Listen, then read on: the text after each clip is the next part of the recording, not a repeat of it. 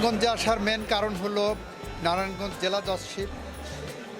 সারা বাংলাদেশে বিভিন্ন জজ শিপে ইতিমধ্যে আমরা মত বিনিময় করেছি, তারই অংশ হিসাবে নারায়ণগঞ্জ জেলা জজ শিপের সাথে মত বিনিময় এসেছে।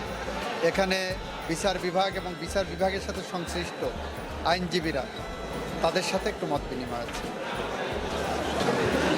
মামলা দ্রুত নিষ্পত্তি করার জন্য প্রায়োরিটি বেসিসে তদন্ত সম্পন্ন করা এবং বিচার প্রক্রিয়া সম্পন্ন করা, সেই প্রায়োরিটি ইতিমধ্যে নির্ধারিত হয়েছে, আমরা সেইভাবে এগিয়ে যাচ্ছি। টকি হত্যাকাণ্ড নিশ্চিতভাবেই খুব সেন্সিটিভ একটা মামলা। এই মামলা যে স্থবিরতার কোন জায়গায় আছে, আমি সংশ্লিষ্টদের বলবো যে এটা কোন স্টেজে আছে সেটা জেনে নিয়ে যত দ্রুত সম্ভব ব্যবস্থা নেওয়া যায় আমরা চেষ্টা করব। আমরা ইতিমধ্যেই দেখেছেন সেন্সিটিভ মামলার মধ্যে আবরার ফাহাদ হত্যা মামলা টপ প্রায়োরিটি দিয়ে করেছি, আমরা মেজর সিনহা হত্যা মামলা টপ প্রায়োরিটি দিয়ে করেছি, টকি হত্যা মামলাও এ ধরনের জাতীয় গুরুত্বপূর্ণ একটি মামলার অংশ। আমরা চিন্তা করব যে কীভাবে এটাকে ত্বরান্বিত করা যায়। আমরা যথাযথভাবে এই বিষয়গুলো তদন্ত করছি এবং যথাযথভাবে এটা ব্যবস্থা নেওয়া হবে বলে আমরা জাতিকে আশ্বস্ত করছি।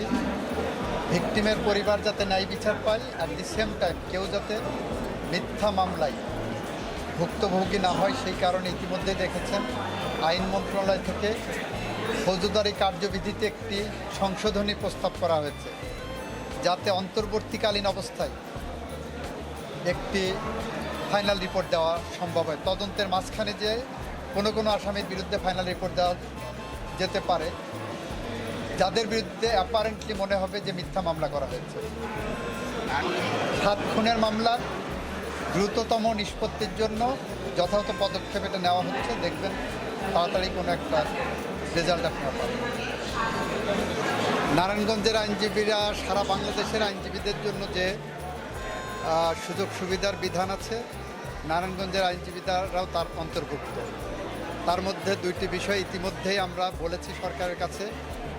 সারা বাংলাদেশের আইনজীবীদের চলমান প্রশিক্ষণ কর্মসূচি যথাযথভাবে যাতে হয়, সেই কারণে কক্সবাজারে আমরা একটি আইনজীবীদের জন্য ট্রেনিং ইনস্টিটিউট করার জন্য চিন্তা করছি।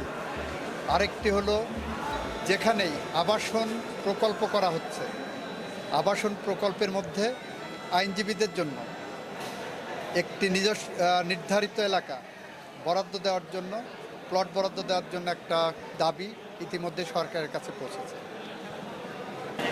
হ্যাঁ, এটা 4 কিলোমিটার দূরে। এটা আমাদের আইনজীবীদের কনসার্ন আছে, এটা বিচার বিভাগের কনসার্ন আছে, সংশ্লিষ্টদের সবারই এটা বিবেচনার বিষয় আছে যে একটা ভবন যেহেতু নির্মিত হয়েছে, এইটার বিষয়ে কি সমাধানে আসতে পারা যায় সেটা সংশ্লিষ্ট মহলে আলোচনা হচ্ছে। আমরা যৌক্তিক সিদ্ধান্তে পৌঁছাবো বলে আশা করি।